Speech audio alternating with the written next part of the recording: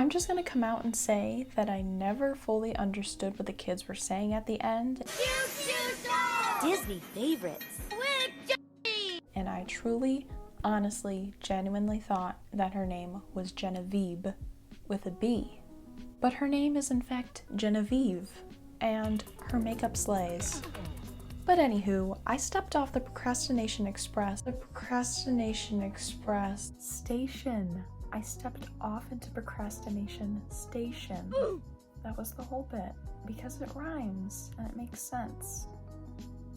Because I painted my room green about 3 years ago, and 3 years ago I wore these pants, and my Aunt Phanny popped out and my butt hit the wall, and ever since then there's been a green splotch there. And there's somehow paint on the front of the leg as well, and I don't know how that happened, but anyways, we're gonna fix that today.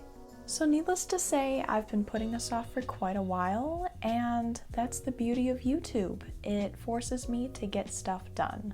And because the storm has been brewing in my brain for that long, I already know exactly what I need to do, and I've been planning this out for quite a while, so hopefully this will be a shorter video. So I was on Pinterest, not sponsored, and I was looking for design inspiration as one does. And then I saw an ad, cause you know, it's like literally all ads now. But anyways, I clicked on the ad and it brought me to this site that had really cool pants. But then I realized that there were 2,000 pairs of the same pants. And then I clicked on the About Us tab, and then they were boasting about being a fast fashion brand. That's new, but it's unfortunate because I really liked their pant designs and I kind of drew inspiration from that. And even more, unfortunately, I can't find the artist or the creator, and of course this website doesn't have anything about their team or the people who design their clothes. But anywho, this video is not about silly fast fashion. But after scrolling along on Pinterest for a while and writing down some notes and stuff, I came up with this. I was envisioning a very whimsical, kind of Western, kind of space themed look. And of course, like every other art project I've done since 2010, it has to have a Tangled inspired sun. And if you want to see just how many suns I've made over the past decade and a half, you should keep an eye out for when I do an art tour. I also wanted to incorporate some kind of Western vibe, and I feel like the paisley constellations are the perfect touch, and it perfectly ties in with the remaining stars and the UFO. It also wouldn't be me without adding in some flora and fauna, so I added some vibrant orange mushrooms, green vines, and I'm gonna attempt to paint my beautiful baby olive on the leg. Now it's time to whip out that yellow fabric chalk yet again. The last time you guys may have saw this was in my Rainforest Cafe Thrift Flip, and I have used it a lot since then, and as you will see throughout this process, it was running on fumes. So please subscribe if you aren't already so I can become monetized and I can finally buy another chalk pencil, because I certainly have many thrift flips in the lineup. But it was really very simple to do, and you just draw the design on that you want to paint, and voila! And if you make a mistake or just want to change it up, all you need is a tissue or just an extra piece of fabric, and you can brush away what you no longer want.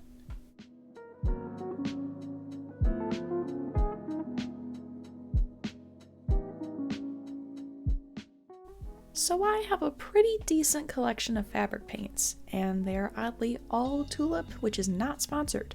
Though, unfortunately, I don't have a few particular colors that I would like to incorporate.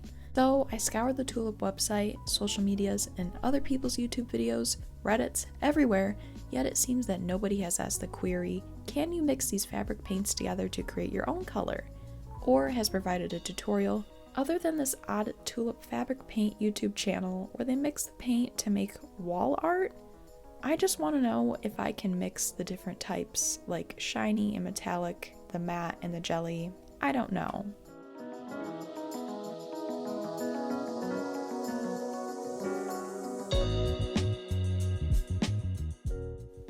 While I begin painting, and while I still have your attention, millions of people from Sudan, the Congo, and Palestine are suffering from genocide and famine due to US tax dollars, political action and inaction, blockades, ignorance, and complicity. Millions of Palestinians, Congolese, and Sudanese refugee camps are being attacked. Families are displaced throughout Gaza. Israeli soldiers and citizens are actively damaging aid being brought in for Palestinians. Outside forces have been stealing resources and minerals for centuries from the Congo, like diamonds, cobalt, timber, platinum, cacao, and so much more. The next time you're in the market for tech, buy secondhand. And if you're in the market for jewelry, buy from a local small-owned business that are open about their materials and sourcing. Boycott companies that are the most complicit, like Starbucks, McDonald's, Domino's, and Burger King. BDS is the most reliable source for boycotting. Use your privilege and use your platform. Talk to your audience. Amplify voices. Share educational content. Make sure you're registered to vote and vote! Demand a permanent ceasefire. Gen Z for Change has an iOS shortcut that sends ceasefire emails daily to your local representatives, and I will have this link in the description along with other resources for you to check out. If you feel neutral and don't care for whatever shit reason, you are not welcome here. And speaking of money, if genocide is an incentive enough to donate, I'm currently running a raffle fundraiser on my Instagram @cal.sharp, where you have the opportunity to win a collection of my personal favorite goodies, and in turn support one or both charities: the Palestinian Children's Relief Fund, or Tents for Gaza, which is a GoFundMe being run by Hala Saba and Translating Palestine. The post and instructions to enter can be found on the top pinned post on my Instagram, which is the same handle as this channel.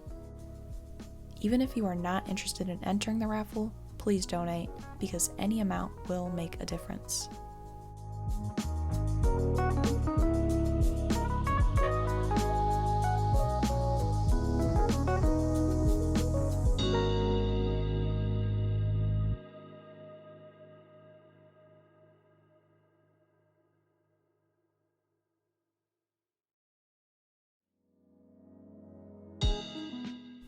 So not even 3 months ago, I got this tripod, and it's from a well-known brand, and the quality was really good at the time, and I prinky promise you guys, I have not manhandled or tattletale strangled this, but the bottom piece just snapped right off, and the metal bit was being held in with just a tiny little bit of plastic, because that makes sense, right?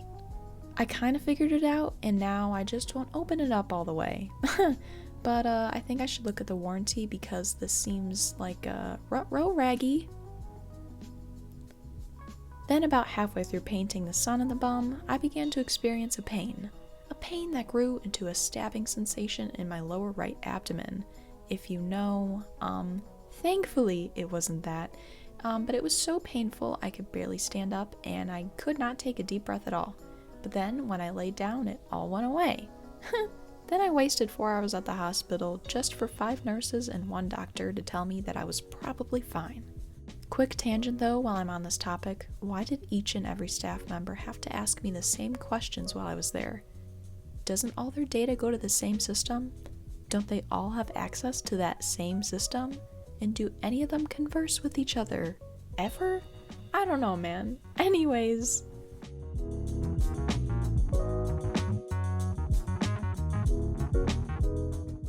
After that very odd and painful day, I resorted to using this very narrow folding table that I found in our basement.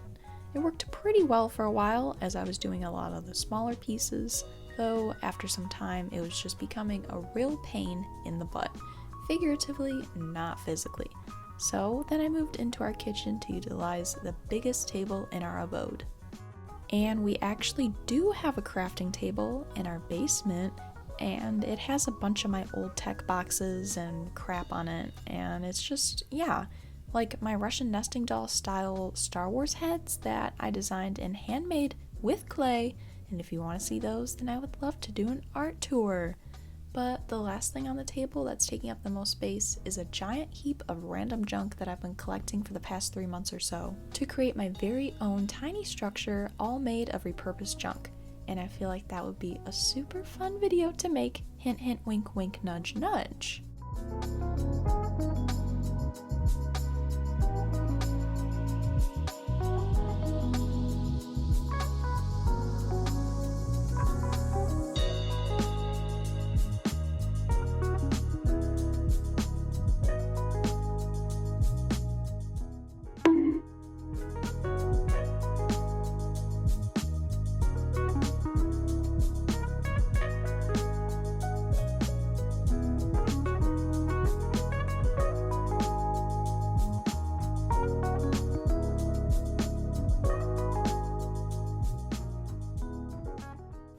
But hey, I made the best with what I had, and I'm pretty proud of how much I got done.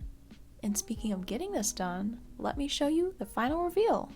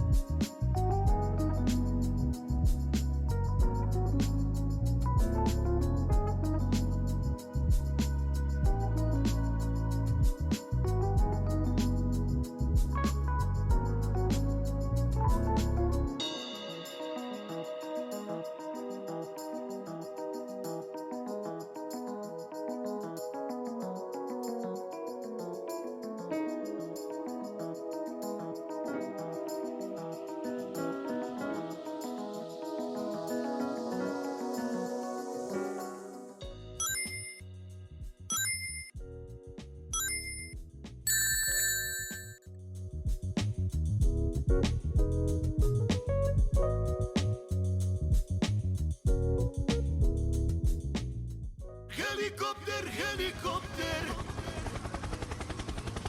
Paracofer, paracofer.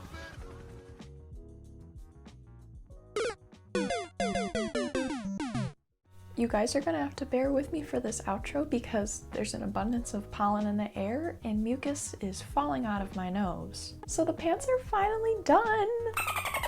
I don't know why I was so worried about painting on pants when I've painted a few times before, though I am very glad that I tested this all out on scrap fabric beforehand, because I feel like if I didn't, I would have been, you know, in even a worse state.